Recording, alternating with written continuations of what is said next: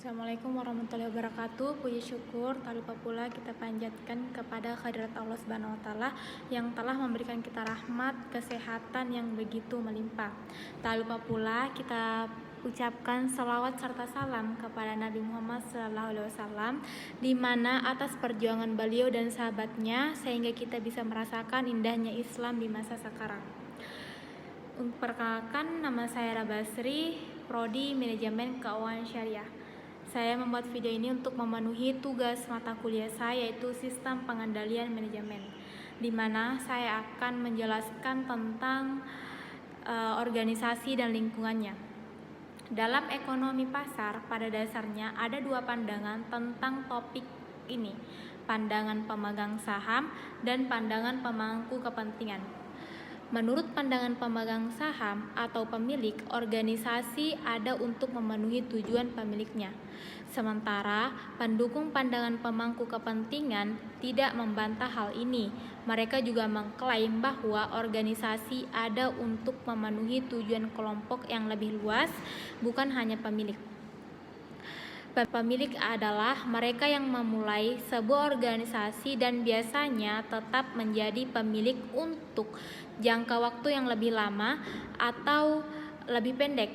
Di beberapa organisasi, IKEA adalah salah satu contohnya. Para pendiri tetap memegang kendali perusahaan selama mereka bisa. Di organisasi lain, para pendiri menjual perusahaan segera setelah mereka menemukan seseorang siapa bersedia membayar harga pasar yang pantas dan siapa yang mungkin lebih cocok untuk mengembangkan organisasi lebih jauh. Para pemilik juga merupakan kelompok yang memiliki kekuatan hukum dan formal untuk menutup perusahaan.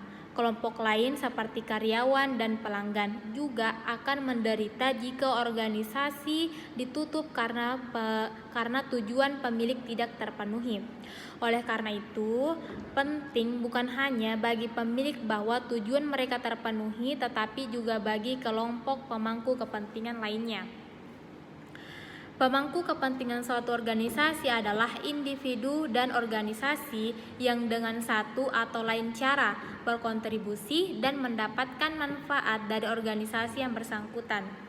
Kelompok individu atau organisasi ini secara tradisional didefinisikan sebagai berikut, yaitu pemilik.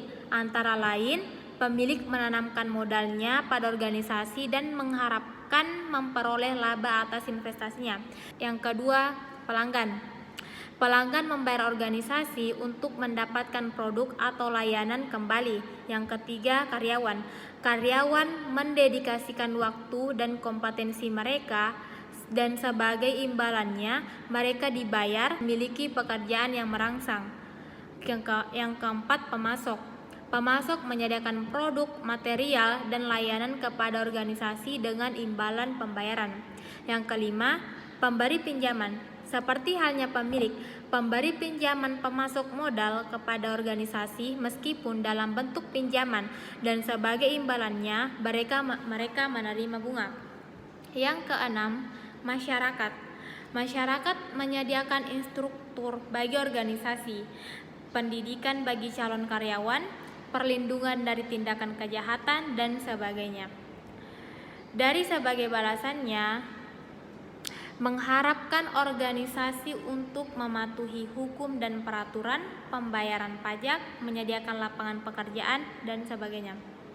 Organisasi tidak memiliki tujuan. Organisasi adalah makhluk buatan yang tidak memiliki pikiran atau kemampuan membuat keputusan sendiri. Tujuan perusahaan formal ditentukan oleh kepala eksekutif atau CEO atau orang yang sesuai dengan saran dari anggota manajemen senior lainnya dan biasanya disahkan oleh dewan direksi. Akan tetapi, penting untuk diingat bahwa ada banyak tujuan berbeda di berbagai tingkat dan bagian organisasi, serta dengan individu yang berbeda. Namun, tujuan formal seringkali dinyatakan sebagai tujuan finansial dalam organisasi bisnis dan biasanya mencerminkan tujuan pemilik.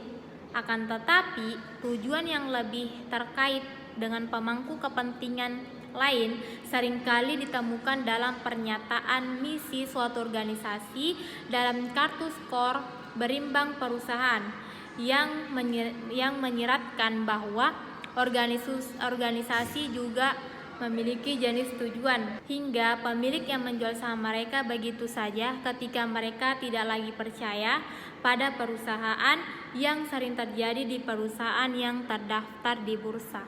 Tata kelola perusahaan melibatkan sejumlah besar cara berbeda yang dapat digunakan oleh pemilik atau oleh orang lain demi kepentingan pemilik untuk mengatur perusahaan. Berikut adalah beberapa cara yang paling umum. Yang pertama, dewan direksi. Yang kedua, laporan keuangan. Yang ketiga, audit dan pengendalian internal. Yang keempat, program insentif. Yang kelima, pertemuan investor. Dan yang terakhir yaitu media. Cara organisasi harus diorganisasikan, dikelola, dan dikendalikan sering dikatakan bergantung pada lingkungan atau kontingensi. Suatu organisasi yang menghadapi kontingensi yang stabil pasti sederhana dapat memperoleh manfaat dari pendekatan mekanistik termasuk komunikasi vertikal dalam bentuk perintah dan instruksi, tugas-tugas yang terstandarisasi, dan fokus pada isu-isu internal seperti biaya dan produktivitas. Di sisi lain, suatu organisasi yang menghadapi kontingensi yang dinamis, tidak pasti, dan kompleks mungkin lebih diuntungkan dari pendekatan organik, termasuk desentralisasi, kerjasama dan kerja tim, fleksibilitas, dan fokus pada faktor-faktor eksternal seperti preferensi dan kepuasan pelanggan. Baik, itulah materi dari organisasi dan lingkungannya. Semoga bisa dipahami. Sekian dari saya. Wassalamualaikum warahmatullahi wabarakatuh.